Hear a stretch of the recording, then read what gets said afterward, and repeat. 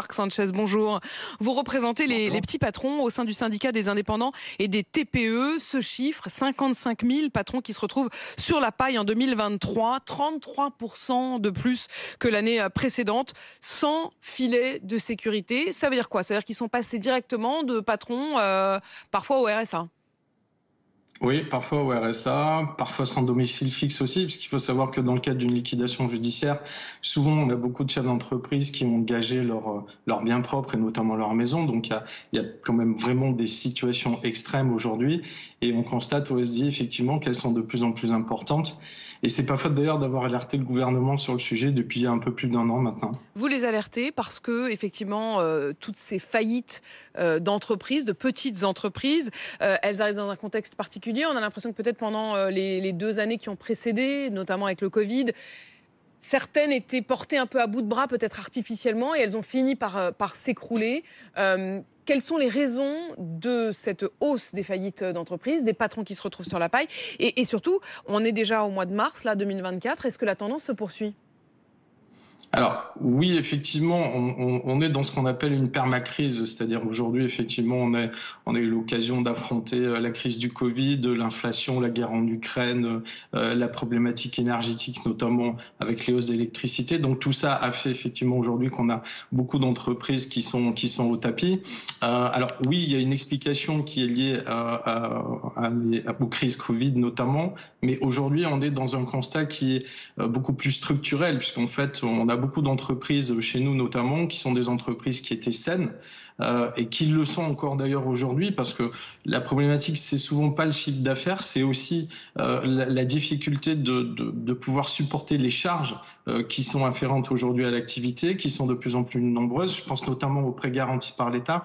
Aujourd'hui, on a quand même 350 000 entreprises qui continuent à rembourser ce PGE, essentiellement des TPE, et qui ont d'énormes difficultés à pouvoir le faire parce que le montant du PGE en lui-même, c'est quasiment plus de 2 000 euros, voire 3 000 euros par mois. Or, quand vous gagnez à peu près 700 à 800 euros par mois en tant que responsable de votre entreprise et en travaillant 48 heures par semaine, effectivement, il y en a qui n'arrivent plus aujourd'hui à tenir le choc et ils veulent avoir encore l'espoir de perspective, mais c'est de plus en plus difficile, surtout quand on est en face d'un gouvernement qui nous explique grosso modo que d'un point de vue macro, tout va bien. Non, tout va pas bien dans nos TPE aujourd'hui et je crois que le fait de le dire déjà, c'est commencer à mettre en avant des possibilités de solutions. Peut-être aussi pour qu'ils se sentent moins seuls, et c'est ce qu'on ressent aussi avec les différents témoignages depuis ce matin. Très nombreux à nous appeler au 32-16, à témoigner sur l'appli Direct Studio, peut-être se sentant justement un peu moins seuls parce que chacun est dans son coin à faire face à des difficultés. C'est votre cas, Mustapha, bonjour. Oui, bonjour. Vous nous appelez au 32-16, vous avez vous-même été patron, vous ne l'êtes plus, racontez-nous ce qui s'est passé. Alors, c'est très simple. 2019, le Covid, ça a baissé beaucoup notre chiffre d'affaires parce qu'international est sur le chantier à cause des normes sanitaires. Donc, mes salariés Entreprise de n'ont travaillé. plomberie, hein, c'est ça, plomberie et climatisation, hein. Exactement. Mhm. Voilà, d'équipements donc dans les bâtiments et dans les maisons individuelles.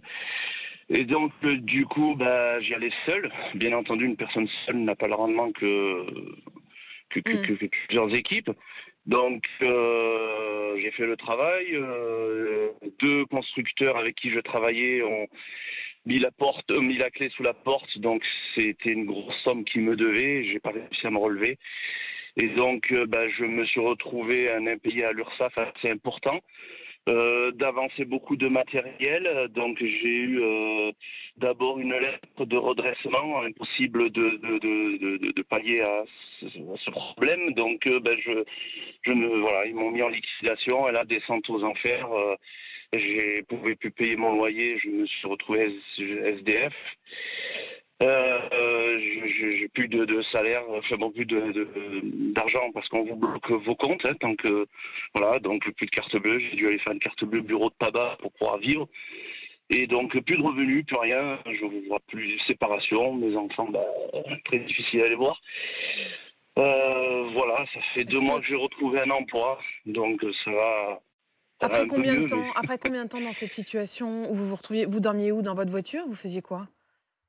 Eh ben, heureusement que c'est passé pendant les beaux jours. Donc je dormais, oui, dans une vieille voiture que j'ai achetée parce que tout mon parc véhicule, bien entendu, a été rendu au concessionnaire. Parce que c'est de la location. Donc je me suis acheté une voiture à 700 €, une camionnette, pour pouvoir continuer à gagner un peu d'argent, parce que c'est la seule chose que je sais faire. Et ben voilà, j'ai dormi dedans pendant 5-6 mois. Et puis mon frère, m'ayant vu comme ça, parce que j'en ai pas parlé, c'est la honte, et ben m'a hébergé.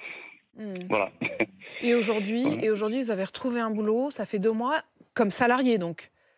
Oui, voilà, j'ai retrouvé un boulot, ça fait 2 mois et je suis très content. Par contre, on a toujours cette peur de perdre son travail et sa confiance en soi qui malheureusement ne revient pas, parce que qui est dur à revenir, quoi, parce que C'est terrible parce qu'en même temps, ce que vous racontez, Moustapha, quand vous dites j'ai eu honte, donc j'osais même pas le dire.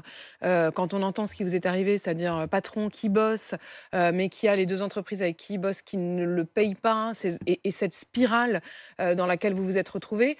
Je suis contente d'entendre, Moustapha, quand même, que vous dites qu'aujourd'hui vous êtes heureux d'avoir retrouvé du boulot. Vous nous appelez, donc j'en déduis que vous êtes à nouveau, pleinement dans vos journées.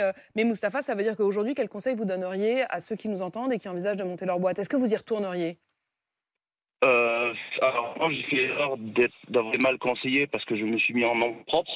Donc du coup ça c'est tous mes biens, tout ce que bon, j'étais pas propriétaire mais locataire, mais bon, au bout d'un moment, quand vous payez plus le loyer, on met à la porte, hein, et je peux vous dire, quand vous avez vos enfants et les forces de l'ordre, les avocats, les huissiers qui viennent chez vous, c'est pas marrant, quoi. Franchement, c'est pas marrant. Et voilà, après qu'est-ce que je peux donner comme conseil? C'est bien choisir son statut juridique et compter que sur soi-même, il n'y a personne qui vous aide.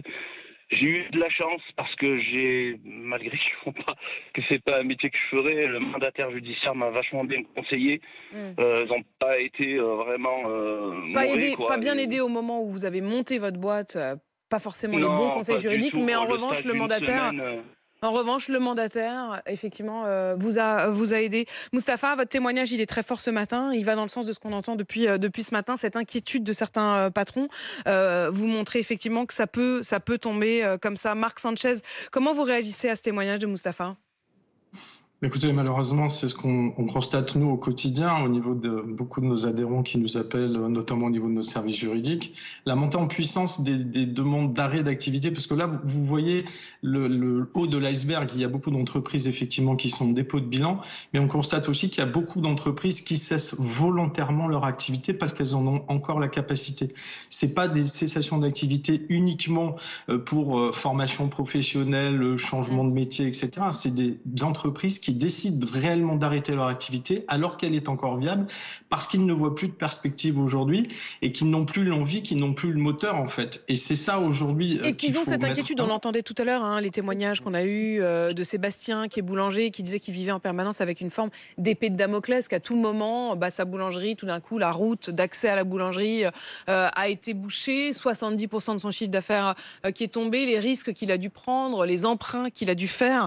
Marc Sanchez, qu'est-ce que vous diriez? C'est-à-dire, l'assurance chômage, ça n'existe pas. Il y a des assurances privées, mais ça coûte très cher. Est-ce que vous dites à l'État, et j'imagine que vous les rencontrez régulièrement en tant que représentant des petits patrons, est-ce que vous leur dites qu'il faut quand même un filet de sécurité? Alors, il faut savoir qu'il y a un filet de sécurité qui a été mis en place, qui s'appelle allocation aux travailleurs indépendants, qui a été à l'époque mis en place par le ministre Alain Griset, qui permet effectivement aux entreprises qui se trouvent dans cette situation d'avoir la possibilité d'avoir une aide pendant 6 mois. Donc effectivement, de ce point de vue-là, il y a des conditions d'accès. Donc il faut être effectivement travailleur non salarié dans son entreprise, avoir une activité qui a été exercée pendant plus de 2 ans, et vous avez la possibilité de bénéficier d'un montant équivalent à peu près à 700 € pendant une période de 6 mois après la cessation de votre activité. Mais c'est bien insuffisant aujourd'hui. Et comme on constate qu'on a beaucoup de dirigeants qui ont été salariés avant et qui sont chefs d'entreprise, il y a une espèce de cette mutation, de ce transfert. Il est peut-être important aujourd'hui de réfléchir à la mise en place d'une allocation au chômage. Elle est demandée d'ailleurs beaucoup par nos adhérents, quitte effectivement à cotiser plus, parce qu'ils ne sont pas contre cet aspect-là, mais de manière justement à pouvoir essayer de garantir, au-delà des produits assurantiels aujourd'hui qui restent quand même assez élevés, avoir cette sécurité au cas où. Merci Marc Sanchez d'être venu ce matin.